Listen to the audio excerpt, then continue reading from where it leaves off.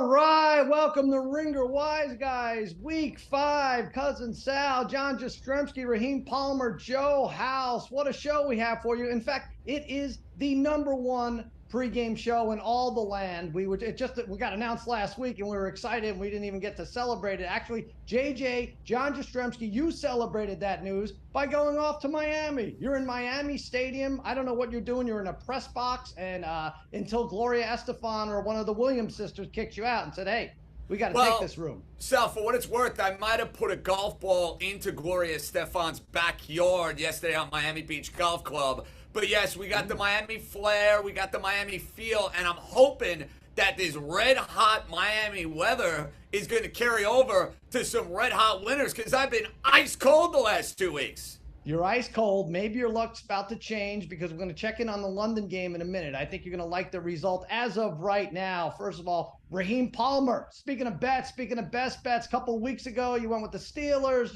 You broke the schneid. Then you went with them last week and you lost. And now, just get it out of the way. You're going to come back with the Steelers, right, with your best bet? I'm not touching the Steelers with a 10-foot pole. I know there's a lot of sharp money on them. I'm just hoping to get off the snide because if JJ's cold, I'm in a blizzard right now because I can't hit anything.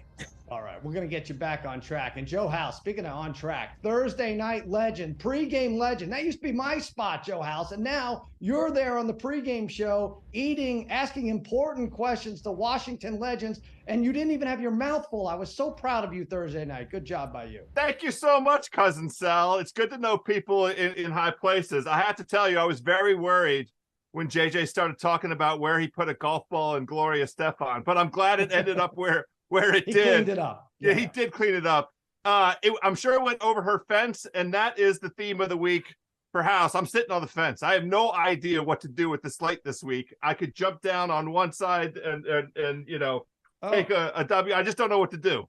All right, well, if you want to take the week off, just come back next week fresh, and, we'll understand. There's 4 of us. We can figure it out. No, listen, big show ahead. Here's what we have on tap. The wisest, we've been teasing them, the wisest wagers of week 5, all right? These are our best bets. And then live updates from London. We're going to check in on that Jags-Bills game. Same game parlay boosted bets. Yes, this worked well for us last week. We're going to give you some more for the 4 p.m. Eastern kickoffs. And dogging it. Boy, Joe House is killing it with the underdogs. All different sizes, all different colors.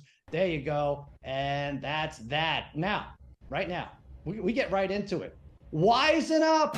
Let's do it, guys. Our best bets, a lot of, look at this. Look at this. We got nice graphics and everything. A lot of pregame shows that are not the #1 pregame show in the nation they'll tease you and they won't get to the best bets until 40 minutes in. They'll have a heart-to-heart conversation with Luke Kuechly or some nonsense. No, we're giving you our best bets. We're doing it right now. Raheem, you promised us you wouldn't take the Steelers. Please stick to that promise. What do you got? Wisen up. Going with the Saints Patriots under 39.5. First things first, I'm taking away Mac Jones's name. His name is Michael McCorkle Jones. He's not a Mac because this Patriots team, they're averaging 13.5 points per game. They've yet to crack 20 points in any game this season. The Patriots are 1-3 to the under, including 0-4 towards their team total. You look at the other side of the ball. The Saints are a league leading 4-0 to the under this season, including 10 straight dating back to last season. So you got 2 offenses that really can't score. You look at the fact that the Saints, defensively, they're getting after it. They haven't scored more than, they haven't allowed teams to score more than 20 points twice in their last 14 games. So teams aren't scoring against them. You got both offenses really struggling. So I'm expecting this to be a low-scoring game. Derek Carr comes into this game banged up. You saw last week, 23 of 37, 127 yards, and just 3.4 yards per attempt on 40 dropbacks. So I'm going under 39.5. You know what? I don't hate this. If you ask me to pick a winner, it would take me 6.5 weeks to sort it out. But the under, yes, where are the points going to come from? I'll have more on this a little bit. But yeah, I don't think there's going to be, we're going to get into points. FanDuel has all kinds of specials, lowest scoring game, highest scoring game. I think, Raheem, this is a nice candidate for lowest scoring game of the week. And I think you got it. I think you're back on track here. All right, let's go to JJ. Denver and the Jets. JJ, you're just hating on the Jets. You love hating on the Jets. Doing it again. Well, listen, last week, Sal, I thought the Jets were the right side. They were the right play. They ended up covering that game with Mahomes sliding late. But let's be honest, they were right there with the Kansas City Chiefs. But in this particular spot, think about how the narrative has dramatically shifted. Last week, it's Zach Wilson stinks. Zach Wilson should be benched for Trevor Siemian or Tim Boyle or Cousin Sal or Jimmy Kimmel. I don't know. John Jastremski, whoever you could find on the street to go and play quarterback. Wilson plays well. The Jets are in the game. And now, guys, everybody can't wait to go and bet the Jets. They are such a square dog. Now, there are a lot of fishy lines this week. There are a lot of rat lines. We have our segment Tommy's Getting Made, but we got a bunch. I see so many on the board for week 5. The Jet defense is without DJ Reed. Zach Wilson stinks. Do I need to remind you of that again? He's not any good. The public dog with fleas is the New York Jets. So, fellas, give me Sean Payton. I don't care about Nathaniel Hackett's revenge. I am on the Denver Broncos laying the 2.5, and that just sounds delightful. Wow. I feel like we should go a step further here, JJ. I'm with you on all the analysis. This game kind of stinks, but let's make it a losing Wilson leaves town match, right? Zach, Russ, put all your cards on the table. We could throw the volleyball Wilson in there if we want. I don't want to see both of these guys anymore, right? One of you decide who stays. I don't even think they're related, are they? JJ, Zach and Russ? I haven't looked into maybe it distant cousins. I don't know. We got to ask Ciara about that one, to be honest with you, Sal. Maybe she could give us a better definition. All right, there you go. All right, House, wisen up. What you got? Because I told you I was having a hard time with the slate this week, so I just went to the very best game on the board. I want to have a little taste of something on this 49ers Cowboys tilt Sunday night.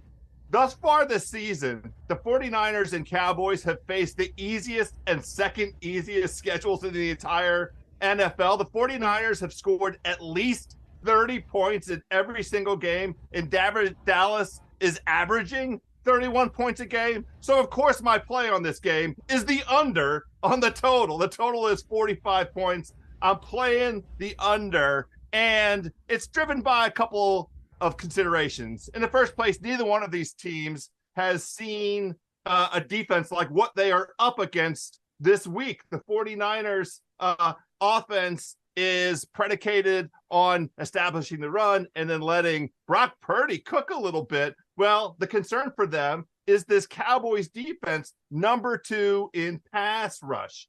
They get pressure at the number 1 highest rate. And there are enormous splits between Brock Purdy under pressure and not under pressure. On the Dallas side, we've been talking about it for a few weeks. They are moving the ball up and down the football field, but very inefficient in the red zone. And these two teams in the last couple of playoffs have faced each other. And we have a total, I'm sorry, Cousin Sal, of just 31 points and 40 points in those games. Prime time this season, the under has hit almost 70% of the time, notwithstanding the terrible effort by the Washington team on Thursday. But look, I like a nice, tight contest. Both teams trying to establish the run. I think they might have a little bit of success establishing the run. It's the under for me in the San Francisco-Dallas game. All right. House, I love you, but I disagree. And I think the biggest reason why is because when you look at this Dallas Cowboys team, they've run a league-leading 85 snaps inside of their opponent's 20-yard line. That's 31 more plays than anybody else. They've had 19 drives inside of the opposing team's 20-yard line, and they've converted on just 7 of those. So I think at some point there's going to be some regression. Do we really believe that this Dallas Cowboys team that a lot of us predicted to go to the Super Bowl and win the NFC, that they're going to be 30th in red zone efficiency?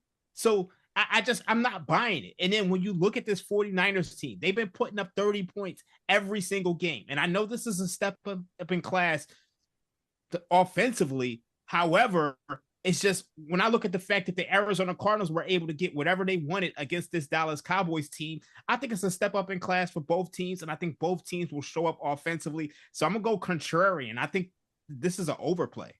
Listen, I'll break the tie here. I'll break the tie.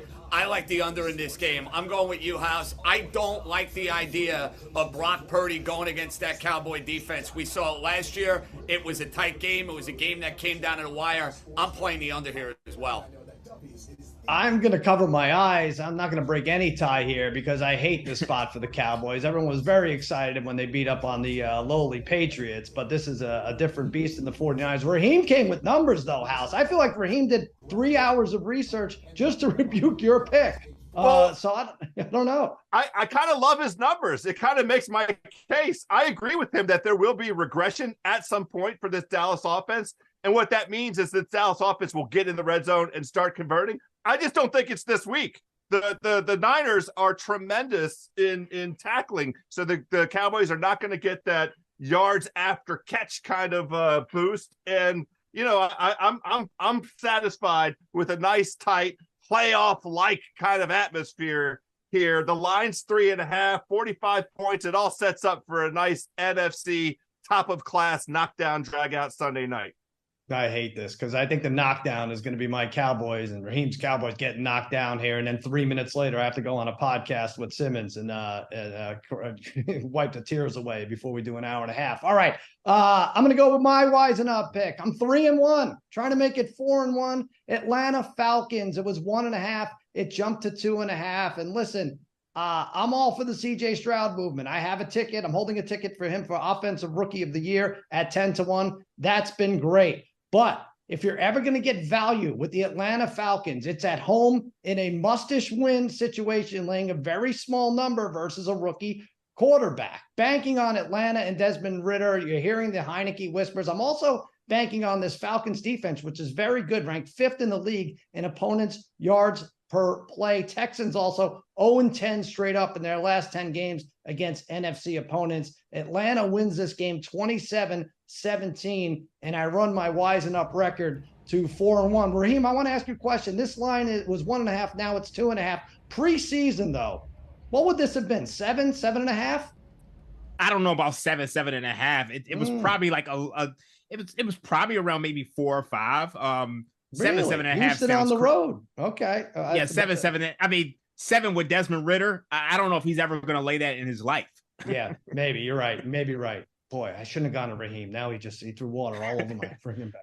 All right, listen, London, there is a game. We understand you have other options. You can fly any other airline you want, but why not go to the #1 pregame show in all the land? That's us right here, Ringer Wise Guys. What is this halftime score, JJ? I know you're thousands of miles away. I ask you as if you're any closer. Is it 11-7? That is accurate, Cousin Sal. It's 11-7 Jacksonville. You just had a Buffalo touchdown right at the end of the first half. Now, fellas, this game to me, I thought was fascinating from this standpoint. Jacksonville has been enjoying London town for the last 2 weeks, walking Abbey Road, having English tea, getting comfortable in their new second home. Buffalo coming off that monstrous win against Miami last week. You saw this line plummet with 6.5 basically all week, or 5.5. Went down. It was at 4.5 and 4 in some places.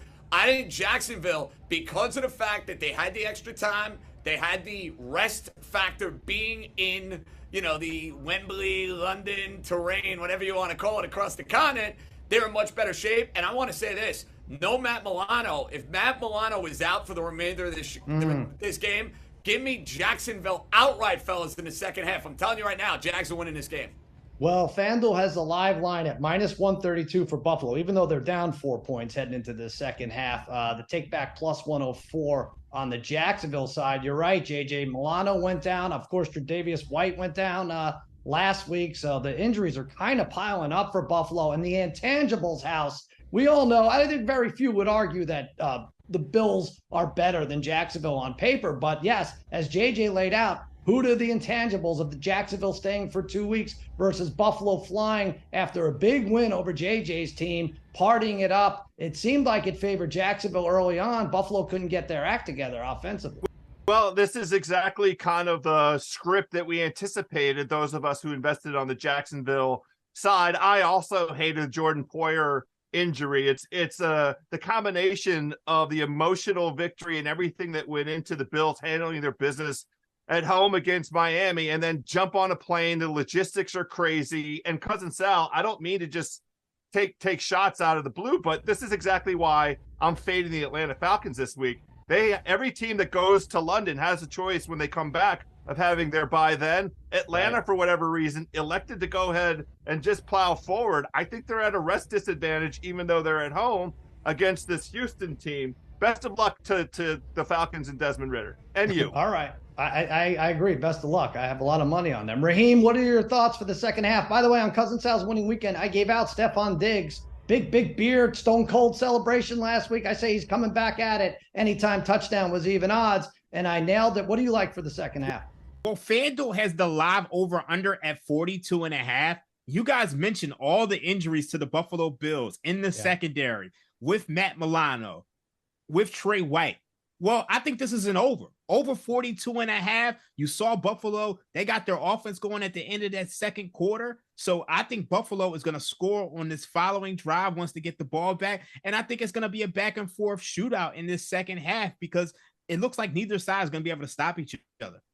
All right, listen. Now we very rarely am I able to speak, but very rarely do we get a guest pick here. And we are lucky enough to have Chris. You guys know Chris Ryan, a swell fella, right? And he knows his football like anyone else. And House, I don't know, you're making all kinds of gestures. I think you agree. But anyway, here he is. He's put together a nice little video package. And it's great to hear from them. And more than that, it's great to give us like a 4-minute break from speaking. So that's what we're going to go. Chris Ryan right now. What's up, everybody? What a time to be a Philadelphian, right? Phillies are in the playoffs. James Harden attending training camp. And now we have the Eagles, road favorites in Los Angeles against the Rams. I still want to get behind my guys, right? But I think that the Eagles have the advantage here. I think that they just have more talent all over the field. I do think it's going to be a defensive matchup, weirdly, because you think of Sean McVay and you think of Nick Sirianni, you think of these big offenses. But I think I like the Philadelphia Eagles to win straight up and the under, and it pays out at plus 200. The under is about 49.5. So I'm really feeling that combo. But more than anything, I'm feeling being Philadelphian right now. Back to you guys. All right, there you go, Chris Ryan. Thank you for your submission there. We're going to comment on that in a second. I just should mention that that video is already considered a rewatchable. Chris Ryan, Sean Fennessy, and Bill Simmons will be at the Vista Theater dissecting that video pick from Chris Ryan from 8 to 10 Thursday night. So check that out. Raheem, what are we thinking about the Eagles and the under? So there's some sharp money on the Rams at plus 4.5. I'm not buying it. I actually agree with Chris Ryan. And when I look at this game, it reminds me of that Monday Night Football game between the Tampa Bay Buccaneers and the Philadelphia Eagles. You saw all the sharp money in the world on the Buccaneers because the Eagles, they look a little shaky. I know they're 19th in defensive DVOA. However, it just feels like the Eagles should be able to dominate in the trenches. You saw that Monday Night Football game between the Rams and the Bengals, and Matthew Stafford got sacked all the time. And also, he comes into this game a little bit banged up. So I like the Eagles in this spot. I don't necessarily agree with the under. We saw some sharp money on the over. I think the Eagles are going to be able to score at will. And if Stafford is, if he's out there, then I think you're going to see some points from them as well. So I disagree with the under, agree with the Eagles. JJ, everybody's going unders here. But Raheem went under, and his best bet. House went under, and his bet, and we're seeing under. The weather hasn't even hit yet. All unders all the time, huh? Listen, I'm not going near this total, but I'm telling you right now, I love the Rams in this spot. I know I got suckered by Tampa to Raheem's point a couple of weeks ago. Here's the difference, though. You can throw the ball on that Philadelphia Eagles secondary, and I think Sean McVay, if you look at what he's done as far as drawing up plays and making things happen offensively, Stafford has been able to do that in his return. You're also talking about the return of Cooper Kupp. I think you're getting 4.5 points. Now, to win the game, a little tricky. I understand Philadelphia is probably pound for pound with the Niners, the best team in the NFC. But I just think too many points, Sal, in that spot. Line went from 6.5 to 4.5. I'm on the Los Angeles Rams today, big boy. Well, I have more to say about this in a very packaged segment we have coming up. We also just got a text, as we do often, from Bill Simmons, the Podfather, and he has a teaser he wants us to share. And, okay, maybe we'll get to it later. Yeah, maybe we'll get to it later. No, I have to mention it, right? How pissed would he be if I didn't? Jets plus 8.5, Simmons says, and the over 37. I think this is crazy to think you could pick one side of a Jets game, Denver game, and then actually pick the side and the total. You're nuts, Simmons. House, isn't he nuts? He's Your nuts. friend. Except because you never tease a total. I mean, he's violating. Let Dream tell everybody all about that. But I like the Jets in this game, and I like the Nathaniel Hackett revenge angle. So that piece of it. In fact, I have the Jets as one leg of a proper teaser, a teaser where I'm playing the spread on both sides. Well, I'll get to that in short order. Dream, this is usually like, yeah, good idea, boss. But no, come on. I'm gonna let Bill cook today. Okay. There you go. And then he says, cash at you. Well, I'm not even going to say what that word is. My God, he's very threatening on Twitter. All right, that's a good teaser.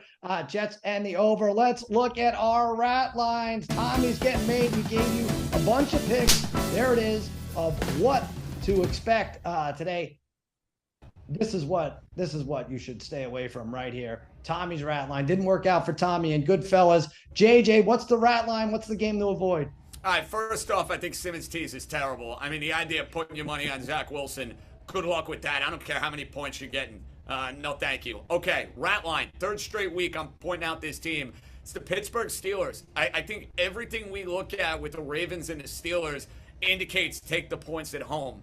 Pittsburgh has become very trendy and very public, and this line, it's working against them here to the point where Baltimore is favored by 4.5. And I understand the trends. Mike Tomlin at home, phenomenal. Mike Tomlin is an underdog, phenomenal. But I'm going to trust the way this line is moving. I'm going with the better team here. And fellas, we're one of the last two, because I thought Houston and Pittsburgh was a rat line last week. We nailed that with the Texans. 2 weeks ago, we weren't so lucky with the Steelers getting points against Vegas. They are my rat line. Third straight week, 4.5 against Baltimore.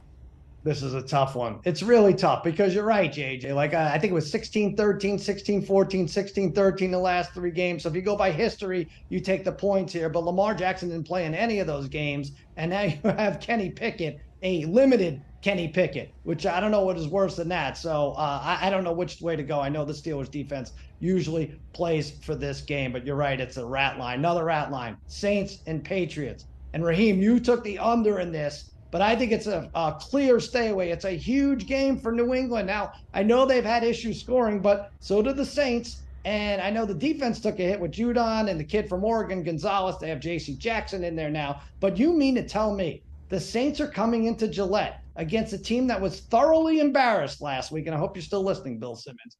Belichick has to out-scheme Dennis Allen to win, and it's only a 1.5 favorite. And it was a 1.5 the other way last night at this time. So give me a break. Pat's at an underdog in Gillette. Come on, this one stinks worse than Bourbon Street sewers the morning after Fat Tuesday. I am saying this is a clear stay away, Saints and Patriots. House, what you got? Well, we already touched on this game, and you guys made a couple of nice observations that helped me make the case.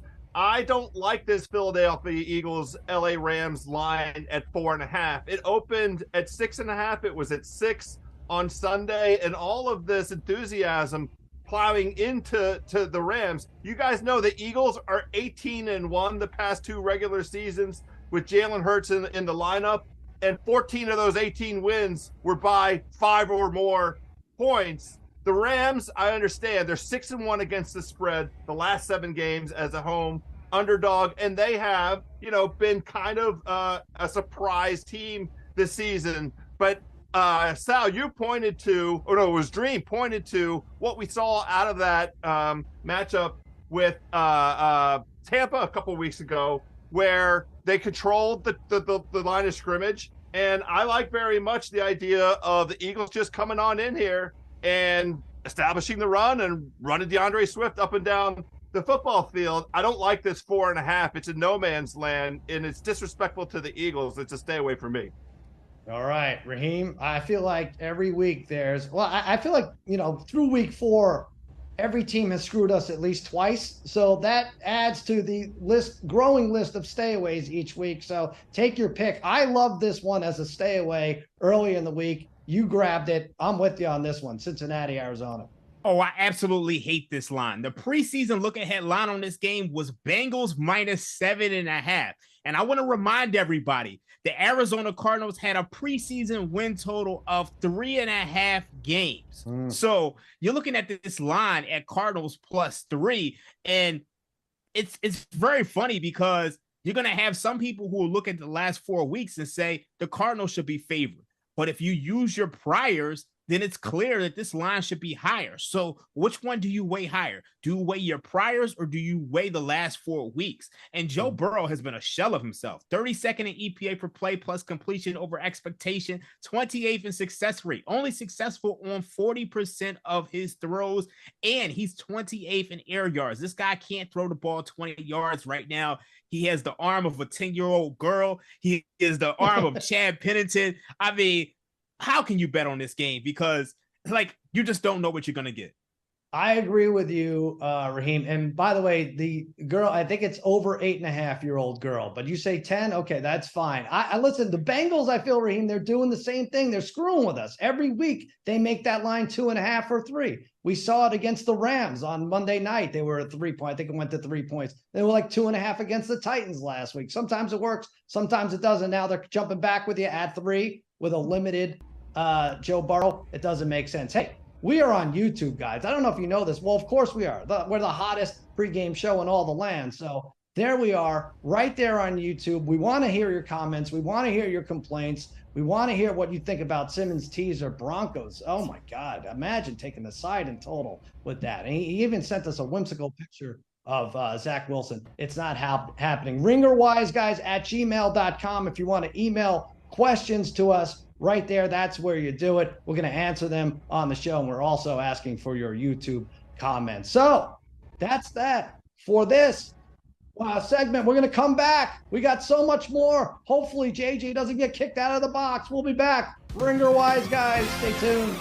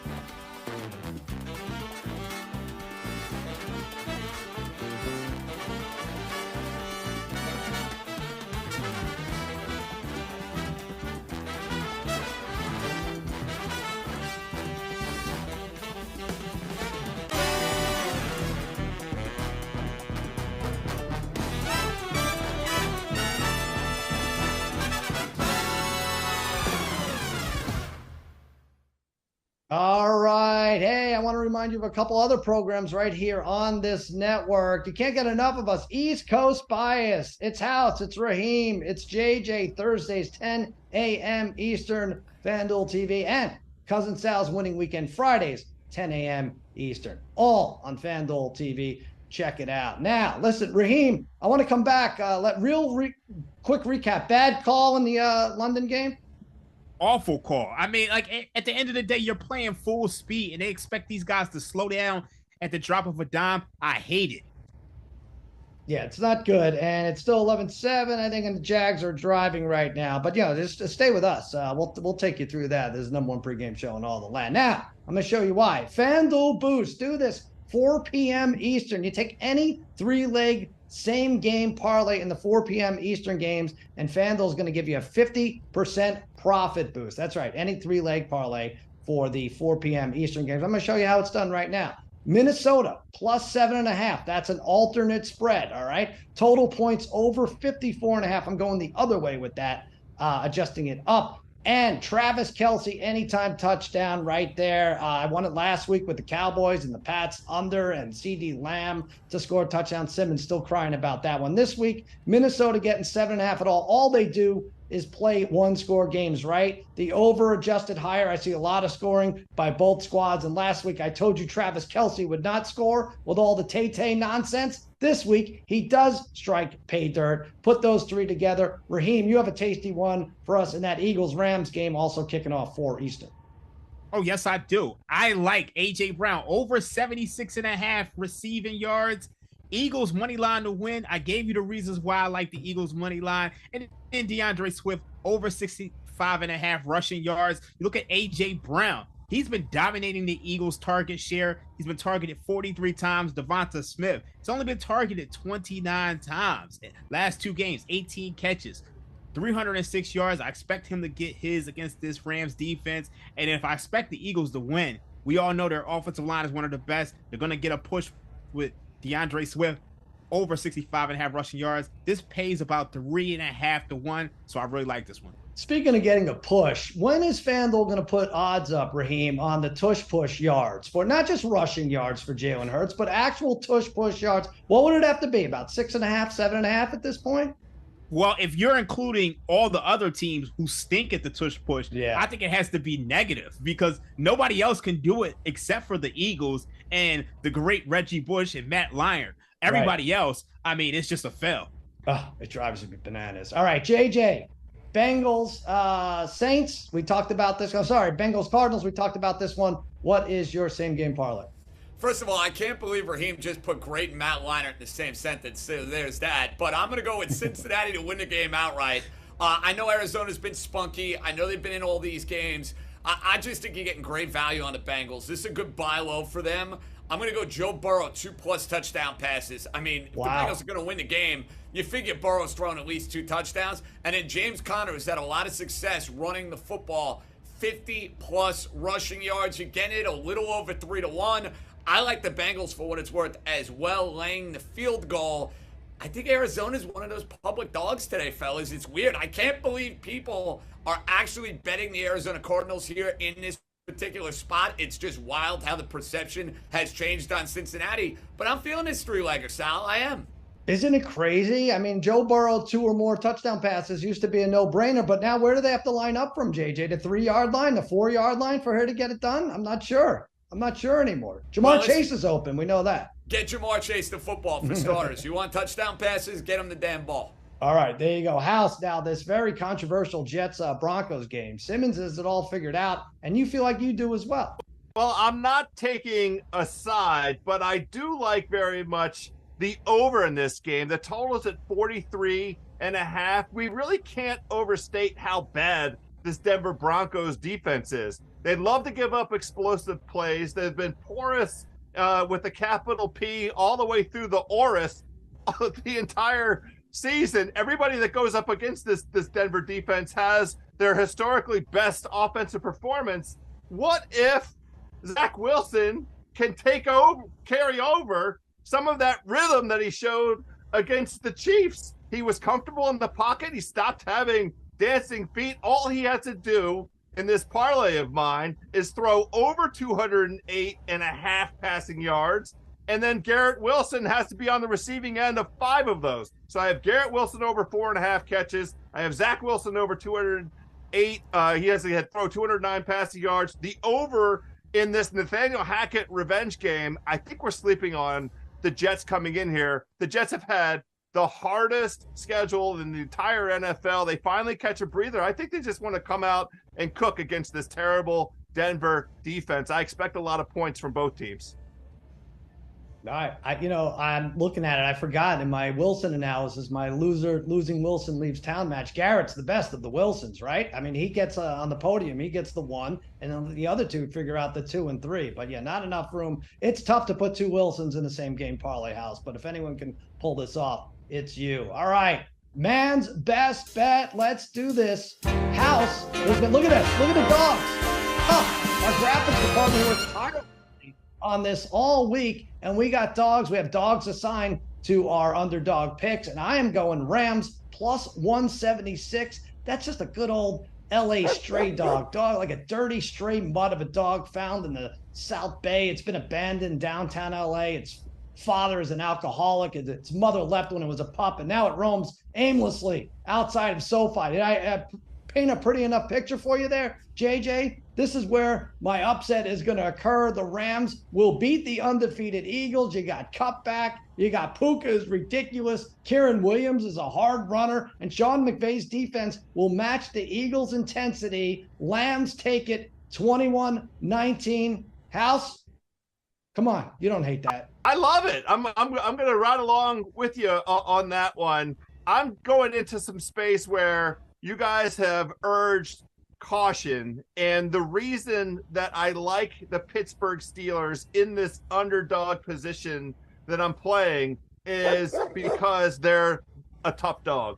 This matchup, this divisional matchup, has been a knockdown drag out for 20 years.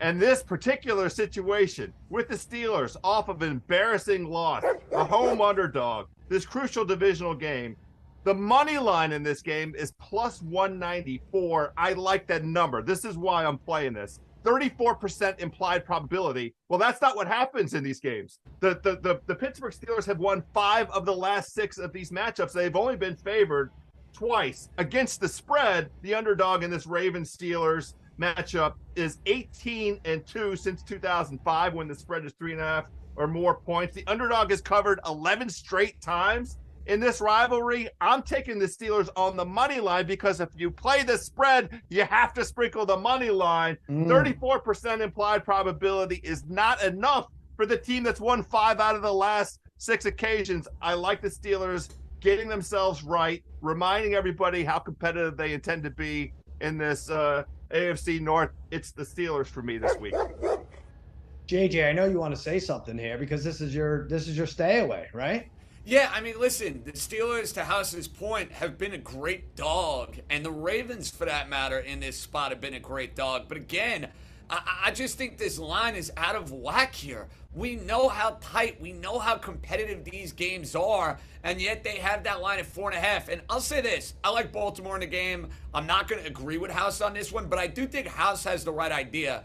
I think this game, if Pittsburgh is close, they're going to win it outright. So you're getting a juicy, juicy number on a team that's been really, really good in these situations. I just don't like it today. Well, more than the fact that this is typically a close game, I'm looking at the idea that this is the rugged AFC North, and I don't care who's quarterback. Actually, I do care who's quarterback. But going on the road in the AFC North 2 weeks in a row, like Baltimore did against Cleveland, and then to do it again in Pittsburgh, that is a tall order. I don't care what month it is. I don't care what quarterback it is. So, House, maybe you got it all figured out. All right, Raheem. Oh, Raheem, don't do this. Don't do it. Are you sure you want to do this? I'm 100% sure I want to do it because when I look at these two teams, I like a Dallas Cowboys money line plus 152. When I look at these two teams, I feel like I got a pit bull because we got Micah Parsons and we got that vaunted Dallas Cowboys defense, and they're taking on Brock Purdy, who has a turnover-worthy throw rate of nearly 4%, which is 29th amongst all NFL quarterbacks. We look at the 49ers. They haven't played anybody. They played teams who are 19th, 27th, 21st, and 23rd in QB pressure rate.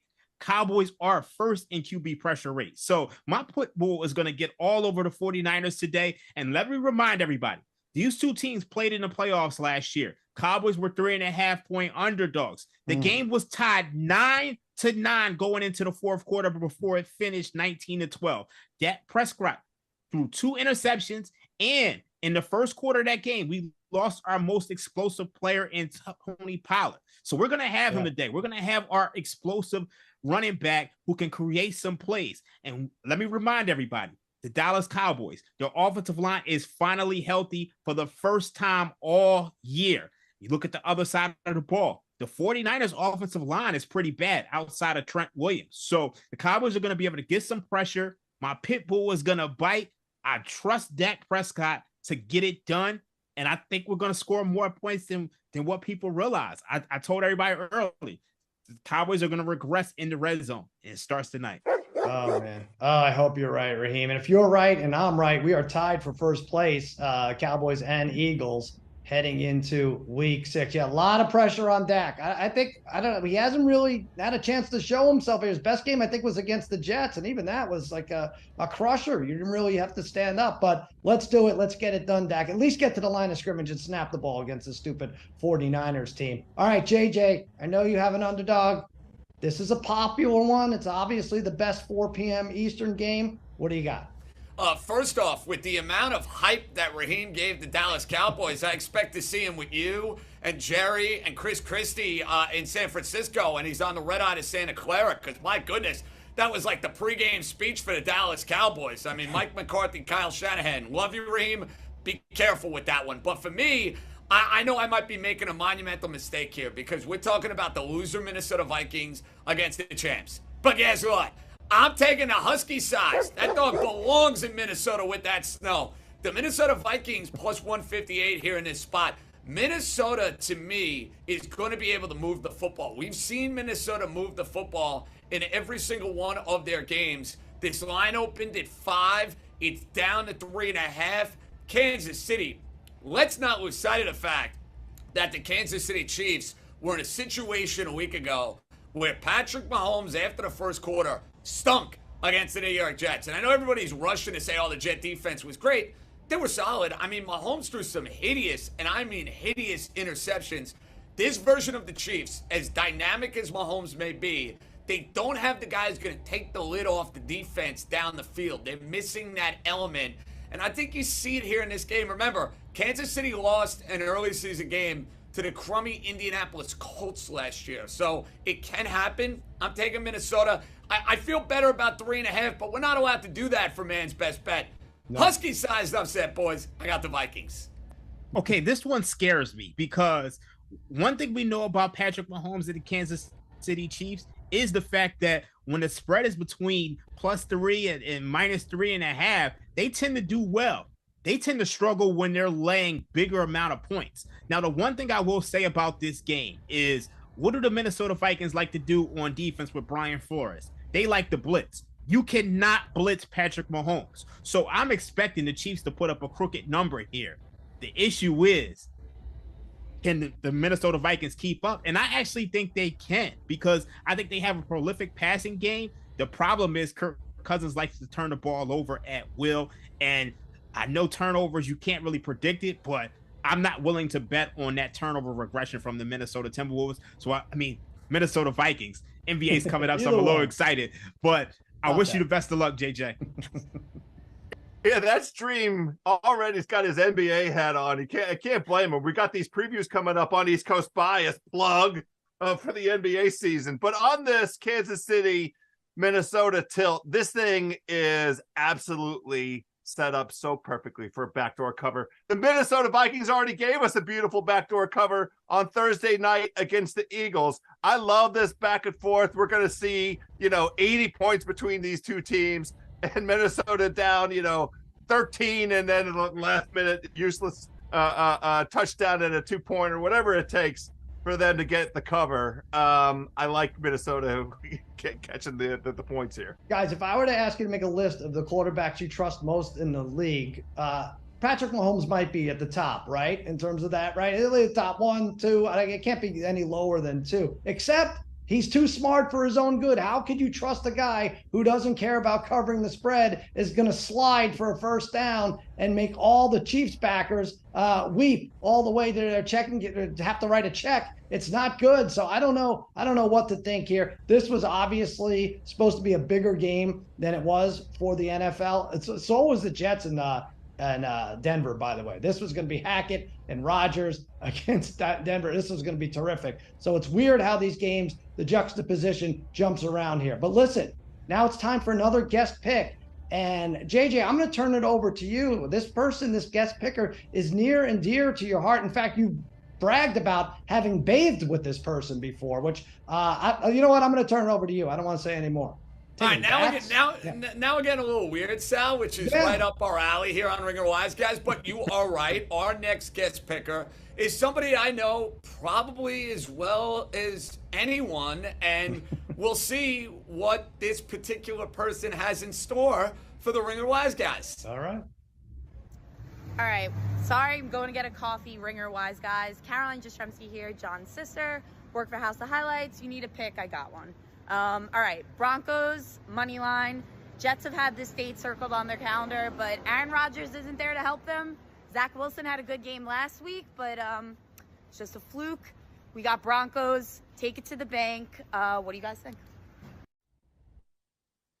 So I swear, guys, we did not consult, we did not exchange notes before my Wising Up pick ended up being my sister's pick for the Ringer Wise Guy. Sal, I promise we did not exchange any sort of notes. She just knows she's a New Yorker. She's in Jersey now. Zach Wilson stinks. That's it. I feel like she does know. First of all, she's got those glasses like De Niro had in Casino, right? And he was supposed to be the man, right? He was the odds maker. He knew what he was doing. So she's got the upper hand already. The thing I worry about, JJ, is she's going against your boss's pick.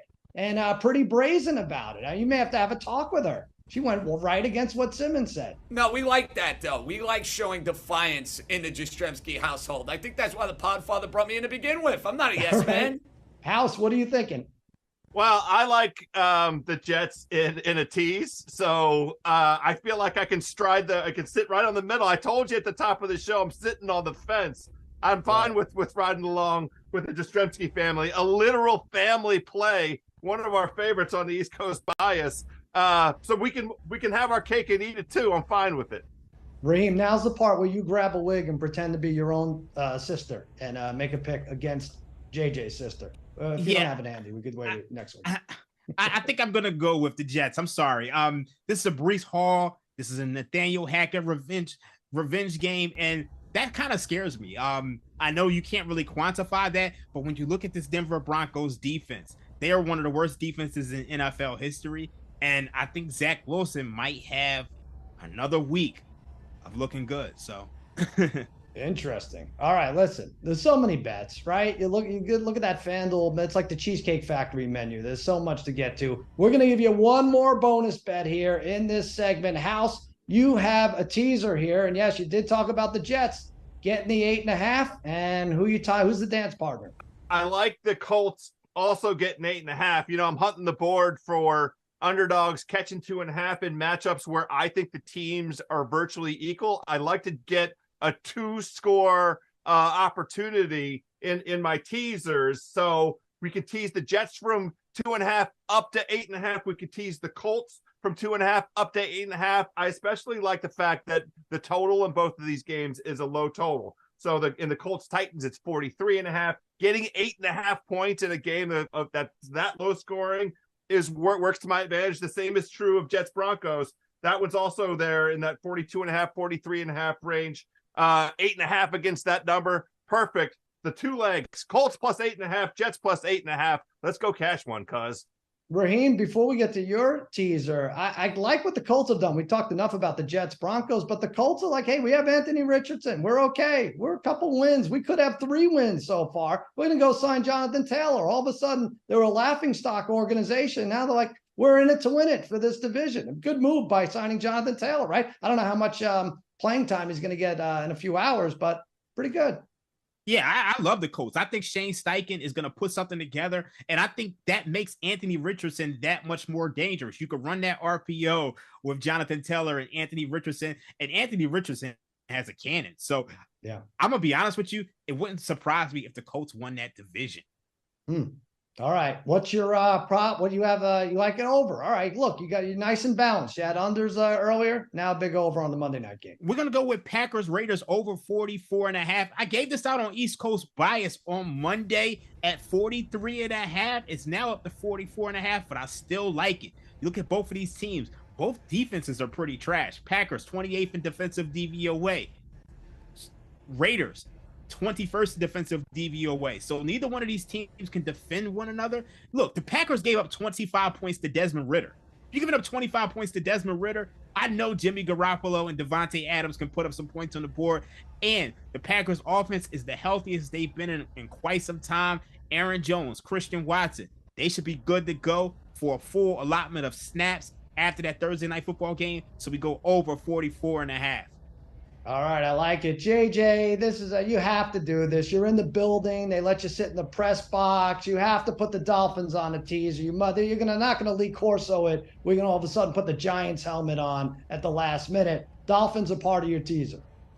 That's correct, Sal. And listen, I don't like the Dolphins at all laying the points. I really don't. Entire world is on them, and I know the double-digit favorites have had success this year in the NFL. This is one I'm staying away from. But to tease Miami down, sign me up. I think Miami wins this game by a touchdown, maybe a little closer than you think. The other way we're going to do this is we're going to take the Rams, who I know you like, and I'm going to tease them up. And I just don't get the sense the Philadelphia Eagles are going to blow their doors off here. I think the Eagles are going to be in for a dogfight. And I think getting the Rams and getting them over 10, there's a lot of value. That's a key number right there. Miami, yes, I'm in the building. It's me, it's Alex Earl, it's Mark Anthony. So can't come to the game and not have a little skin in the game, Sal. So yeah, let's tease Miami down. House, is it possible he's not at the game? I mean, anyone could get any kind of backdrop these days, right? Well, I'm nervous. I'm nervous that he didn't mention Gloria Estefan as one of the attendees of the game. And maybe he hit her with the golf ball that he hit into her backyard. Estefan? Who says Estefan? I've never heard of Estefan. That's a sound machine I've not bear witness to before. All right, JJ, yeah. By the way, everyone's eliminator pick this week is the Dolphins, right? Oh, I hate that. That's frightening. It's frightening. The two that everybody are taking, Miami, and then the other one would be Detroit. Those are the two. Right, exactly. We'll get to that. There's some injury concerns. We're going to get that in a minute. Hey, Bijan Robinson, here's my prop. Over 80.5 rushing yards. It was 77.5 last night, but I think people heard that I was about to pick it, so it went, I don't know how it gets telepathically this happens, but it went up 3 yards. I still like over 80.5 rushing yards. He had 105 last week, 124 versus Green Bay, and then a couple of okay-ish games. He breaks out this week against his Texans defense. Houston 19th in run defense. They allow 117 rushing yards per game at the end, and Zach Moss had 88 rushing yards exactly versus the Texans. Each, Bijan gives Texas fans something to be happy about after yesterday's big loss, although I guess he's playing against Texas, so it's confusing. Anyway, either over 80.5 rushing yards right there, Bijan Robinson. Now, we have a few minutes left. Let's check this injury report. Most up runner is all over this. There it is. Here we go. T. Higgins. Okay, we're going to put it up. I think we got 3 big guys out and then 2 playing here. And T. Higgins is one of them out of that Bengals game. I know you like that one. House, how does this mean? What does this mean to you with T. Higgins being out? I liked Arizona this week. I wanted to pick Arizona as my my man's best bet, but somebody jumped in ahead of me on it. But I don't like this Broncos team. I mean, this Bengals team in any way, shape, or form. There was some indication that people thought that Joe Burrow was getting healthy this week, and that he didn't show up on the injury report. Like the calf doesn't magically cure itself. He keeps playing football each week. So while he's still playing football, the calf is a problem. And I like the Arizona Cardinals. I feel like they're not getting due respect. It's the reason why we keep seeing the Bengals at this stupid -3, -2.5 line. Nobody knows what the hell to do with them, with Joe Burrow being the worst quarterback in the NFL. Right. And T. Higgins is out, broken ribs, so that's no good. Amar St. Brown in a game that people were counting Carolina out. That could be interesting. He is out of that game. Saquon Barkley, good for you, JJ. Good. You get to see the Giants, a shell of the team as it is without Barkley in there. And then playing, we're going to see Odell Beckham Jr. playing for the Ravens, and Jimmy G is in on that Monday night game. Which is the biggest? Barkley being out there, JJ? Biggest factor out of those five? I think it's St. Brown, quite frankly, because he makes such an impact in Detroit's passing game. And if you look at Jared Goff's numbers, Jared Goff at home, since he's put a Lion uniform on, has been absolutely fantastic. So they should still win this game either way. But I would now tread lightly, taking away the most dynamic receiver hands down the Lions have. And you could make the argument St. Brown's a top 7 receiver in the sport. That's a big loss. And what are they saying with Jamison Williams? This is his first game back with limited snaps, right? If that, I think that's last what we heard. All right. Jacksonville 11-7 and driving as the third quarter winds down. I'm sorry, I have to look down here. They're not even going to snap it here. They're at the 25-yard line, 2nd and 11. So worst case scenario, I think they kick a field goal to go up 7 heading into the fourth quarter, Raheem. So what do you think about that adjusted over now? It's uglier than a masterpiece sneaker. I'm surprised just because it looked like Buffalo's secondary was struggling, and it looks like they were able to slow down the Jaguars up until this drive. And then the Bills offense, I mean, they haven't gotten off the plane outside of that one touchdown at the end of the half. So I was dead wrong about this one. Yeah, House, I think we got our answer over the intangible. Who does the week there, going to London or staying the next week? Who does it count? Although Jaguars, they're a silly team. They may not be able to put them away. What do you expect for this last quarter? When are we going to see this vaunted Jacksonville Jaguars offense? We keep waiting. And I understand that the Bills defense is formidable, and the Bills defense looked really good against the Dolphins last week. But we keep sitting here looking at the skill positions at Jacksonville, and we haven't really seen Trevor Lawrence do much of anything. I'm more concerned about the fact that this game might end up being the lowest scoring game of the week, and I'll lose my Baltimore Pittsburgh lowest game of the week, plus 480, right at the jump, first thing in the morning. But that's okay. Let's lose that one and then cash on some of these money line plays we got. The London game shouldn't count for the lowest scoring. They should just throw it out. It shouldn't have any. It might as well be the Thursday game at this point. JJ, this is a result that you would love. After the Dolphins losing last week to the Bills, that was an ugly game, but you could get it right back with a win over the Giants, and then the Bills losing this one, dropping to Jacksonville. Well, that's the idea, and that's why you can't put too much stock in a week 3 or week 4 game. That said, this Jacksonville pick, fellas, I got that plus 5.5. Let's go. Let's cash it. All right, there you go. I think that's enough bets. We gave everybody a lot. We gave it our all today. We had Chris Ryan. We had JJ's sister on, Caroline Jastremski. Thank you to them. We will be back for the digital portion of this pregame show, the greatest pregame show in all the land. Ringer wise guys, keeping it up on the digital end. See you next week.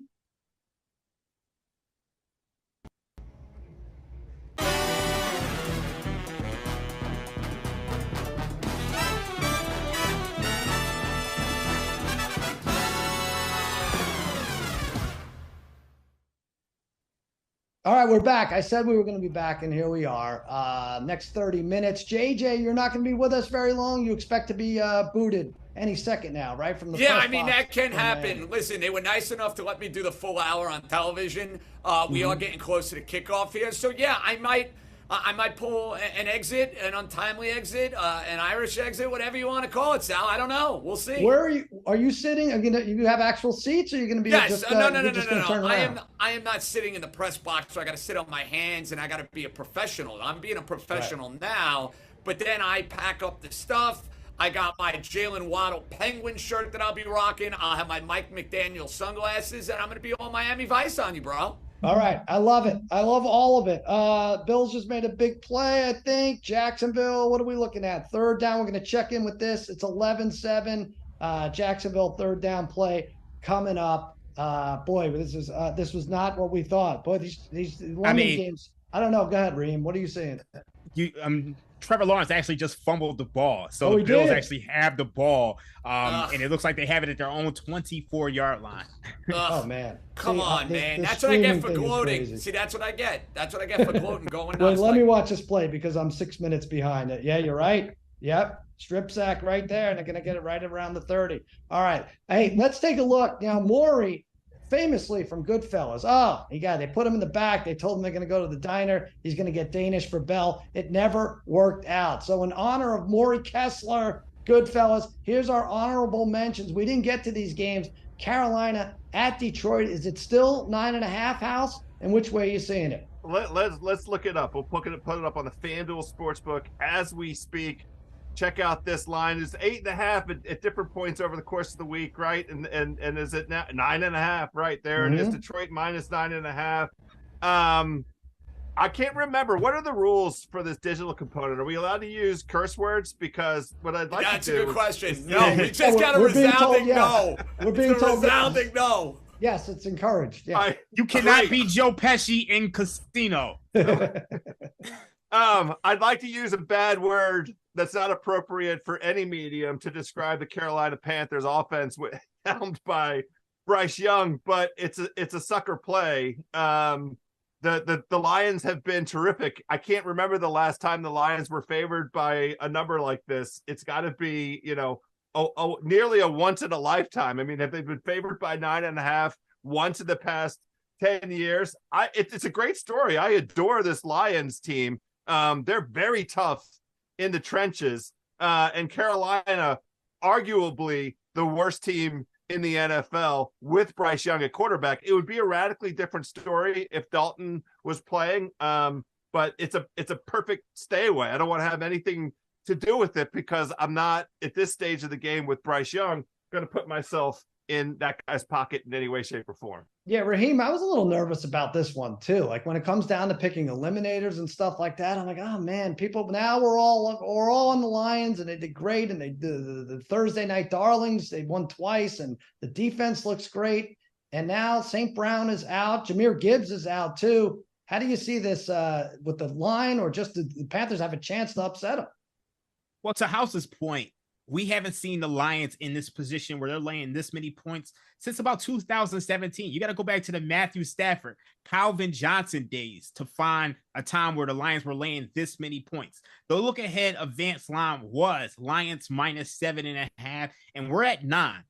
However, the most intriguing thing about this game is that we're still at 9.5, despite the fact that Amon-Ra St. Brown is out of this game. Yeah. So what does that tell you? That tells you that the Lions are going to be able to lean on this offensive line with David Montgomery. They're going to be able to run the ball. And guess who was dead last in rushing success rate and rushing EPA per play? That's the Carolina Panthers. And the one thing I will say about this Lions team where they really improved is the fact that they have a pass rush. And Aiden Hutchinson, I mean, that guy is scary. Yeah. He might end Bryce Young's career today. If that happened, would you be surprised? So, I mean, Bryce Young, he's a smaller guy. He can't really hold up. He doesn't have a ton of weapons, doesn't have a good offensive line.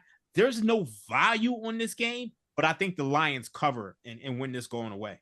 All right. Yeah, JJ, I was looking for an excuse to take the underdog Panthers here, but when you really size it up, it's a team that's going to score between 17 and 23 points a game, right? So not much is expected from the hometown Detroit team to cover this.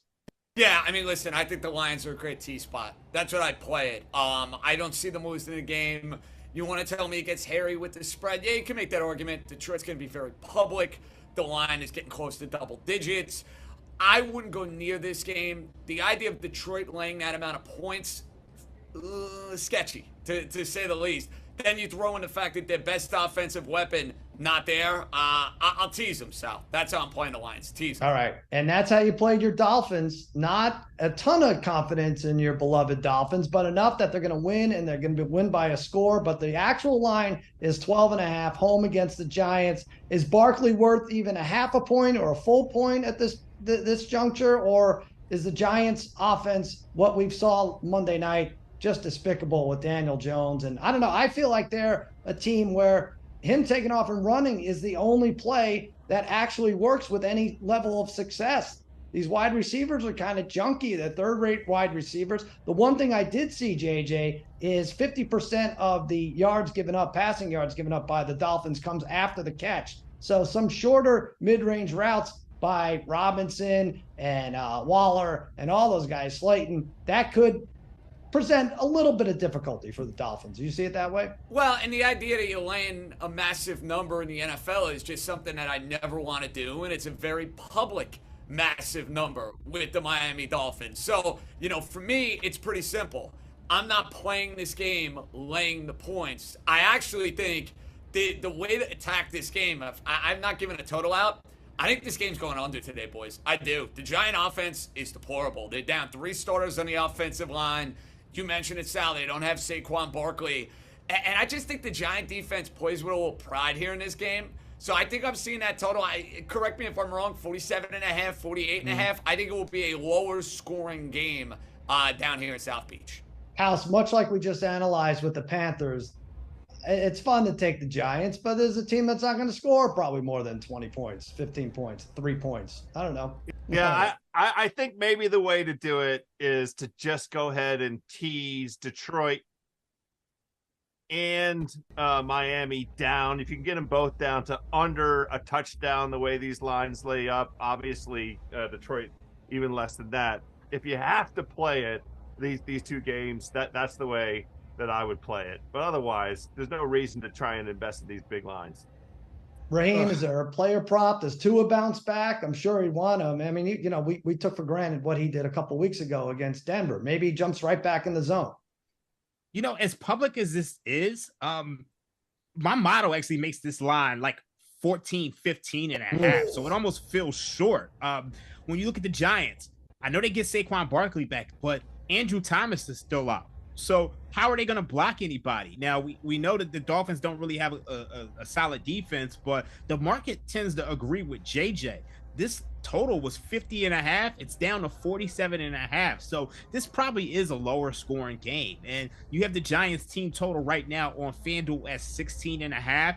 I'm not willing to go there, but I think JJ has the right idea going under. So I would agree with him. I know JJ has to bounce right now to go get ready to watch this game. So we're going to say peace out to JJ. And y'all know how it's going down. Well, I love that greeting. Thank you, Raheem. Yeah, and it's not because I don't want to hang with you guys more. It's just that, you overstay your welcome. I can't come back in December when the Dolphins drop 40 on the Jets, just saying. I love it, JJ. Thank you for making it. And by the way, let this be a lesson to the other Ringer Wise guys. If you are clever enough to figure out how to put the backdrop of your favorite team stadium behind you, you too could skate on 25 minutes early before the rest of us do. So get there. JJ, get a big win. Enjoy the game, all right? Thanks, boys. Let's cash a lot of tickets today. Love you all. All right, there you go. Now, listen. More guests. Boy, so many people want to say things on this show, House. Extra point taken. Sheil and Solak. Ben Solak. Sheil Kapadia. Here we go. We got this. This is a nice clip, and they have a lot to say about this. Locks of the week. These are just picks against the spread. I've got my FanDuel up here to make sure we've got the updated lines. What do you have, Benjamin? Yeah, one of my biggest spread positions so far this season will be the Chiefs against the Vikings, -3.5. I took this line when it opened at 5.5. I did not think we would get movement down. We've getting significant movement down. A lot of money coming in on the Vikings. I could not be more opposite this. The Vikings numbers right now defensively, which look quasi-acceptable, are a lie. It's a product of the quarterbacks that they've gotten to face. Baker Mayfield, Jalen Hurts, Justin Herbert, and then Bryce Young. 3 of those 4 quarterbacks, Baker, Hurts, and Young, really susceptible to the blitz. When this team tried to blitz Justin Herbert, he had one of the greatest quarterbacking games in NFL history, right? Completed 40 of 48 passes. It was a ludicrously successful game at that volume. If you go and you look at Patrick Mahomes' career history, this is not a guy you can blitz. When you blitz him, he becomes Patrick Mahomes 2.0. He becomes Patrick Mahomes ascended. He is perennially one of the top 3, if not the top quarterback against the blitz. This was a tough one for me. This is not one of my 3. When I did my picks column, I looked at it, and this was one of, sometimes I'll look at it and go, why is the line like this? This seems like too easy for the Chiefs. I ended up taking the Vikings +4 on basically a coin flip, because I'm just like, what is the real case for the Vikings? Like, you're getting the Chiefs at a pretty low number against a team we don't think is very good here. I think your reasoning is sound. I mean, the one thing that the Vikings like to do every week is the thing that Patrick Mahomes just makes every opponent pay for. Like, no one goes into a game plan against Mahomes and is like, we're going to blitz him down in and down out and get to him that way. Like, he has consistently, year in and year out, regardless of receivers, regardless of offensive coordinator, regardless of offensive line, he kills those teams consistently. So I like your reasoning. I took the other side. What's your second game? Ravens -4.5 against the Steelers. Now, I am aware. Baby, we are on opposite sides of everything this week. This is interesting. So, Ravens -4.5 against the Steelers. Here's the situation. Firstly, Kenny Pickett is expected to play. He was a full practice participant. But as they've talked about this bruise issue for Kenny, they've talked a lot about pain management. I'm not sure that we're actually going to see 100% of Kenny Pickett as he comes out in the field next week. That's one thing for me. The second thing is the injury to Alex Highsmith. Highsmith has been one of the most effective rushers in the league so far this season on a snap-to-snap basis. He's expected to be out this week with a groin injury. Hasn't practiced at all this week. While the Ravens potentially maybe getting healthy. Rashad Bateman potentially coming back. Jalen Armour Davis coming. Jalen Armour Davis got banged up, but he should be able to play in this game. Left tackle Ronnie Stanley potentially playing. You've had limited practices from Marlon Humphrey. He might be able to get back. You've had Marcus Williams, full practices off the pec injury. He might be back for this game. We might actually see a couple of the players we thought the Ravens were going to employ this week. It's going to be crazy. So I think the Ravens are getting healthy. I think the Steelers are dealing with some injury. My last one. I am going with a Monday nighter. I think my first Monday nighter of the year. I'm taking the Packers +1 at the Raiders. Packers last lost to the Lions in week 4. I think the Lions are a very good team, maybe like a top 8 team in the NFL. This one to me just came down to coaching. I mean, Matt LaFleur has won 70% of his games as a head coach. Josh McDaniels has won like 37% of his games as a head coach. And I don't see any, and I really think the Packers are the more talented team. So I'm getting the more talented team. I'm getting the better coach team. And I'm getting +1 here. I agree the Packers are the more talented team. Jordan Love is entering the territory for me where I'm like, do I trust you enough to bet on you to kind of not hurt your team against a less talented team? I think the Raiders defense is as toothless as it gets. And so you can feel good about him not making those mistakes. The Packers need to get Aaron Jones healthy. They need to get A.J. Dillon activated. They need to get back to a little bit more of controlled game scripts and controlled offense, which they didn't have a chance for against the Lions. The Raiders shouldn't jump out on them to an early lead, though. So I do like the bet.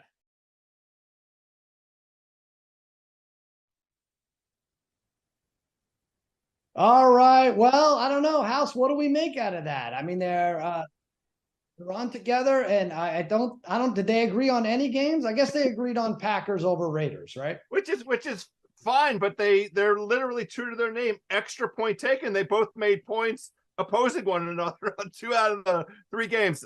Love those guys, by the way. Love to give Shield and Solak a hard time, but I can't get enough of their content. I steal it religiously every week for this show, so hopefully they don't ask for royalties. Raheem, are you stealing anything from them, or what are you thinking? They like Minnesota, and Shield likes Baltimore, and then I said they agree on the Packers Raiders. It looks like they agree on 2. They agree on the Ravens as well, right? Okay, you know what, Jack, run the tape back. Let's hear it again. Okay. So okay. I don't see any reason to take the Steelers other than history. Everything we've seen from the Steelers this year has shown us that they're hot trash. So I agree with them on the Packers. I like the Packers. However, there is sharp money on the Raiders, and it looks like that line is moving against them. So beware. All right. Now, I don't know what a segue, because there's sharp money and then there's what our guest provides here. And I met this guy, about 75 years ago in college. And by the way, the very moment I met him, he was peddling parlay tickets illegally. But, we had no choice at that time. It was in the dining hall, and I fell in love immediately. My friend and one of the co-hosts of the Against All Odds podcast, Harry Gagnon. What's happening, Harry? Where is he? What's up, guys? How's everything? This is great, Sal. Awesome. Great Hey, stuff. Harry, What's up, buddy? All right. What's up, guys? Harry, can you get your head even closer so it fills the screen entirely? No, I feel bad for Harry. I feel he's now got, there you go. He owns 1.5 button-down shirts, and he's using them all on our show here. This is great. Yeah, absolutely, Sal. Listen, it's a pleasure to be on this. You guys are great. I love it. It's fantastic stuff. Let's get some winners going today. Speaking of winners, Harry, this is a very big week for you. I make fun of the button-down shirt, but this is how you presented your best bet to us on Against All Odds. Raheem, maybe cover your eyes. I don't know that you're quite ready for this, but here's a picture of Harry. Yes, smart. There he is. Look at that. Oh man. What you trying to be Run DMC? You trying to go for the Run DMC type thing? What's going on? It's the Kirk Cousins of last year. Listen, past couple years on Against All Odds, I've been all over the Vikings. Sal knows it. Everyone knows this. This year it's Detroit. I'm all over Detroit, but for 1 week here, I think I'm on the Vikings, and I think that's definitely going to be my play of the year. This is his play of the year, Raheem, and he only has like 6 or 7 of these a year. So he sticks to it. This is his play of the year. The Vikings over, you're taking the points, or this is an upset pick? Taking the points. Look, I last year's NFL play of the year was a winner, Bills over the Chiefs. My WNBA play of the year this year was Liberty over the Aces. They won by 38, getting 5.5. So I'm taking the Vikings. Sal, I mentioned on Wednesday's podcast of Against All Odds that I really thought this line was off, and it was at 5.5. Now it's down to 3.5. I love it so much that I'm still taking the 3.5 with the Vikings over the Chiefs. I haven't been impressed with what Kansas City's been doing lately. They've been very fortunate. Mahomes has had thrown a pick, at least one in every game except the Bears game. Should have thrown a pick 6 late against Jacksonville right through the defender's arms. That could have changed the outcome there. And last week, the flag thrown after for holding, defensive holding, after he threw the pick.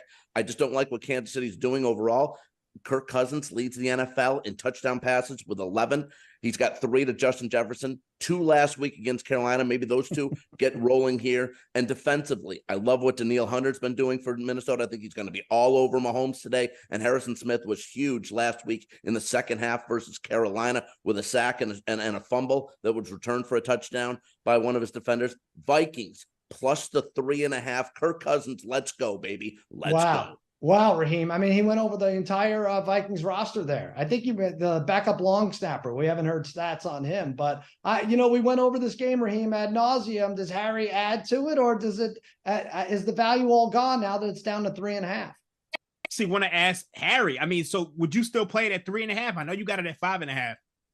I love the 5.5 because, the Vikings hadn't lost except one game in the last 13 by more than 4 points in the last 13 home games. Now 3.5, a little shady. But I do think also a couple weeks ago when they lost to the Chargers 28-24, they had that game, the Vikings. They blew it late. They had their chances. I think they remember that, focus, get it done here against Kansas City, who, again, hasn't been that impressive. In fact, you know what?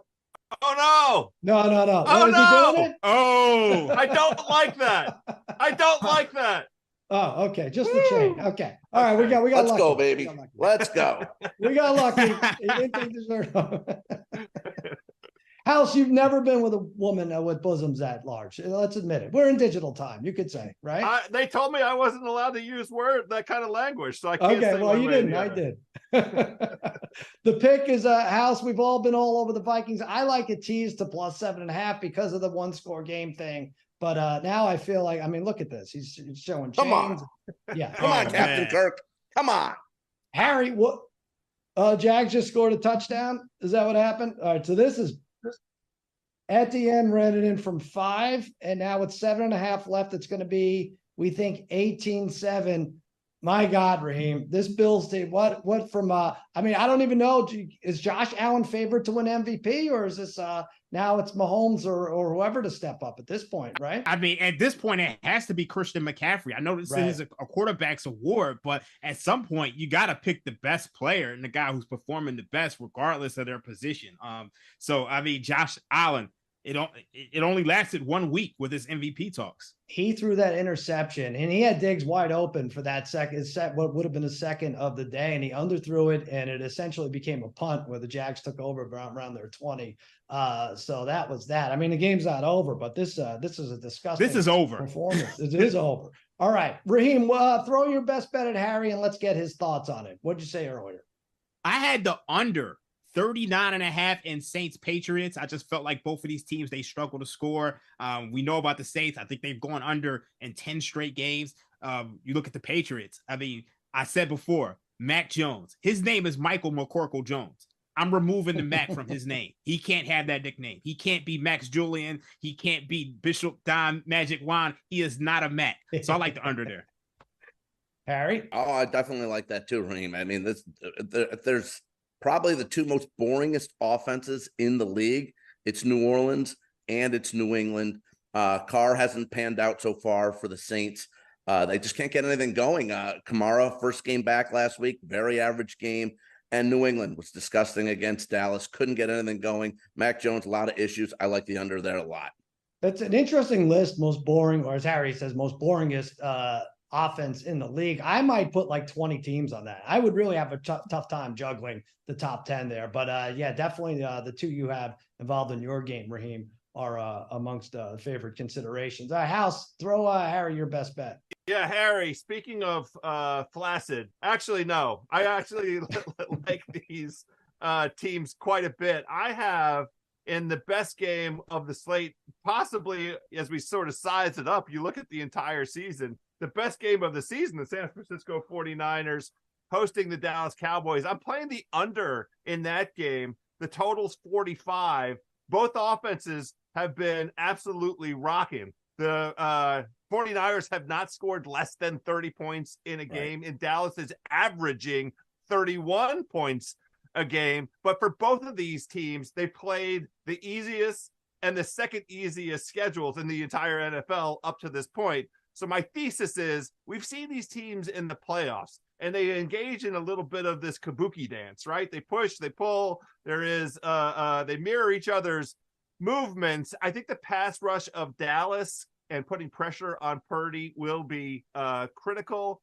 And then, you know, in terms of the 49ers defense, they don't give up yak. No yak out of that 49ers defense. So I just feel like we're in for a scoring situation like what we've seen in the two playoff games. Now, Dream disagreed with me. Dream thought that especially Dallas might get cooking in the red zone. But I like as my best bet the under in that game. You know, I'm leaning towards the under too, because you mentioned, listen, San Francisco 30 plus points in all 4 games, Dallas 3 of 4, but that was against bad teams a lot of times. And just overall, Dallas's defense giving up just 10 points a game. San Fran is at 15. Methodically, San Francisco just gets down the field and they just beat teams up. Now, hopefully tonight we see a great game here, but the Dallas defense, I would love to see them rise to the occasion here, have a great game for us, and, you know, basically head into the fourth quarter, you know, maybe like 17-13, great defensive game on both sides, and maybe see Dak have to do something. He hasn't had to do anything yet. Let's see Dak maybe do something here where it propels Dallas where and they take a lead in the fourth quarter and they rely on their defense to close the door. Maybe this could be a 23-17 game and it goes under. I'm looking at Harry, Raheem, and he reminds me of the way he's dressed and put together right now. Like it's 3 minutes before kickoff, and the guy in front of you right there in the sports book is begging for drink tickets. And you're like, damn it, get out of the way. I need to put my bet. That's Harry right now. I hated those guys. My God. I hated those guys. You are that guy right now. You're that guy. The gritty, you know baby, what I'm the talking gritty. about, right? I know exactly what you're talking about.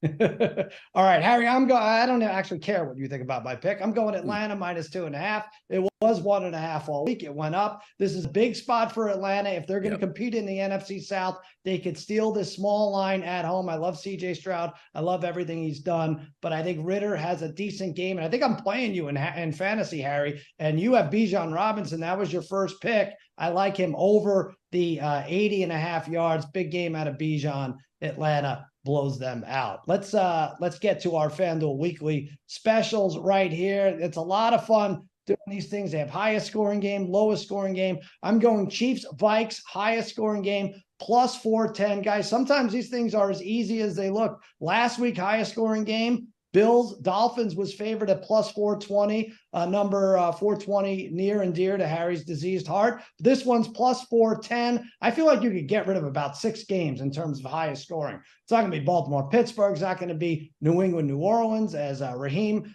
pointed out. Tennessee, Indiana, Indianapolis, they don't have a chance. Mahomes had one of the worst games you'll ever see him play last week. I don't think it happens again. And I agree with Harry. This will be close. And I think there's going to be a lot of big plays in this one. It has 33-31 written all over it. You can get plus 410. Chiefs, Vikings, highest scoring house.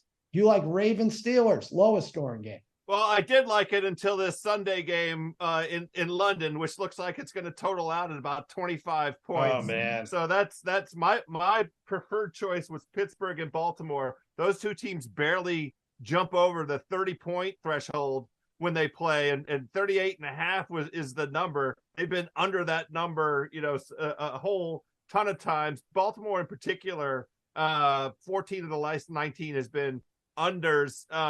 But it doesn't matter because this Jacksonville Buffalo game is going to finish around 25. And so my preferred play on the FanDuel weekly special is already DOA. Hold on. Josh Allen Wait a can't get a garbage. He can't get a garbage touchdown here to make it 18-13 or 14, get it in the 30s. I don't know. I guess. Honestly, it wouldn't surprise me if this game went to overtime. That's how crazy the NFL is. House, I'll say this, though. Pittsburgh, 2 games this year, they've scored 6 and 7 in their last 5 meetings against the Ravens. You got a chance here still. 16-13, 16-14, 2019, 16-13 again in 19-14. And Bills are, Harry's got those memorized, by the way. He's not reading those. So, by the way, Minnesota last 8 games versus the AFC, 55 points scored in their games average. Wow. Look at the last this. 8 games against the AFC. Look at these numbers. All right, Raheem, your FanDuel special. I like this one. Each team to score at least a field goal in the 1 p.m. Eastern games and get that at 6-1. I like, there's very little weather to worry about. So this is a time to do that, right? Yeah, and the reason why I really like it is because you have 2 of the 1 p.m. games which have totals of 39 and 38. So if you look at the games between Baltimore and Pittsburgh, we know those 2 teams are going to kick some field goals because you're going to have drives that stall out. And then when you look at the game in which I play under, New Orleans versus the Patriots, you're going to get some field goals in those games. So you kind of eliminate 2 of those already. Right. So I just think we're sitting in a good position with that prop right there. All right, Harry, I want to hate your bet, but I actually like this. Any 4 of the following players you're about to read score a touchdown, you get plus 210? Yeah. Listen, first I'm going to start with David Montgomery. You mentioned Sal earlier in the show. Gibbs is out for them. And Montgomery, is it just me? But he looks so smooth and quick. He never looked like that in Chicago. He scored, Detroit scored 6 rushing touchdowns this year. He has 5 of them, including 3 versus Green Bay. And he scored in all 3 games that he's played. He missed a game. And speaking of scoring, how about Christian McCaffrey? Scored in every game this season. He scored in 13 straight games overall, Sal. Derrick Henry has scored in 2 of the 3 weeks. And his best game of the season was last week versus Cincinnati, where he had 23 total touches. Tyreek Hill's first in the AFC in receiving yards, and he scored in 3 out of 4 weeks. And how about Justin Jefferson? He's got My guy 35 here. names to read here. All right, Justin Jefferson, baby. 2 touchdowns last week. Huge game with him and Kirk Cousins today. 4 of those 5 guys scored touchdowns. Sal, you mentioned plus 210. All right, Montgomery, Henry, Tyreek Hill, Jefferson, Kelsey. At least 4 of them score a touchdown. You get plus 210. Hey, we have a video question here from Jomi, our Ringer social media content producer. All right, let's play it. What's up, wise guys? It's Jomi. First time, long time. All right. Now, I'm a Colts fan, huge Colts fan. And I'm thinking, play the Titans, right? How can I use FanDuel to make a little bit of cheddar? You know what I mean? Anthony Richardson. He's a runner. He's a track star. One of the best young QBs in the league. He's going to score. How? I don't know. How can I put my money into making sure I come up big on Sunday? Wise guys, please advise. He's very passionate, Jomi is. Raheem, we talked about Anthony Richardson and how impressed we are with the Colts not laying down. Do you have anything for him in terms of player prop for Anthony Richardson? I mean, I would go with anytime touchdown. Yeah. Plus 140. He gets down low. He's the guy. I wonder with Jonathan Taylor there if that makes takes a little bit sting out of there. But yeah, plus 140. Take that. Not bad. What else do we have here? We have a email. Thank you, by the way, for that, Jomi. Dear Ringer Wise guys, I need your help. I'm ready to hammer the Packers on the road. I think the Raiders stink. Do I take the point or go with the money line? Oh, I don't know. House, what's the difference at this point? I mean, we have seen some 21-20 games and 17-16 games. What do you do if you think the Raiders stink? You do both. You go cash every which way. You play them every which way you can. I did it in week 2. Somebody accused me of playing too much on the Steelers, but week 2, I played the Steelers on the money line and played the Steelers getting the points against the Browns. That cashed every which way.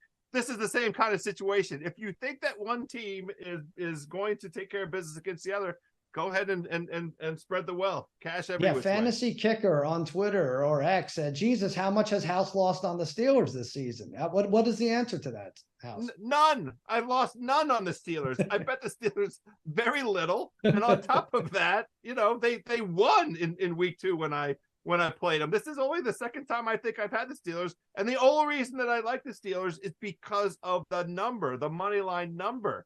I think that it doesn't reflect the true value of them potentially winning this game outright, these close AFC North matchups. All right, listen, we're going to sign off in a minute, but the Bills just scored a touchdown. Raheem, you might be right. If they make this, they get the 2 here. They're a field goal away from tying this. That was Gabe Davis. Oh, wait a minute. Offensive pass interference? Yeah, it seems so. Josh Allen's pointing the other way. But they scored again. Oh, another pass interference. It's just a flag fest right now. I'm like 3 or 4 plays behind, I think is what's going on. So it was offensive pass interference. Go ahead. Then they scored again, and it was pass interference defense. I see. Oh, I see. Okay. All right. So it wasn't Gabe Davis. That one didn't count. Oh, Davis did get it. Okay. All right. Listen, we're gonna leave, and so that we're not watching this game on 4-inch phones here, and I can give you a better assessment of what's going on. Man. We're going to watch it for real. Thank you, JJ, for giving us your time. He is in Miami. House, good luck. We got this going. Get that underdog pick in there. Raheem, good luck to you. Harry, thank you for joining us. And really, thank you so much for not taking your shirt off. He's waving his chains around. Okay, there you go. That'll do it for Ringer Wise, guys. We'll see you next week.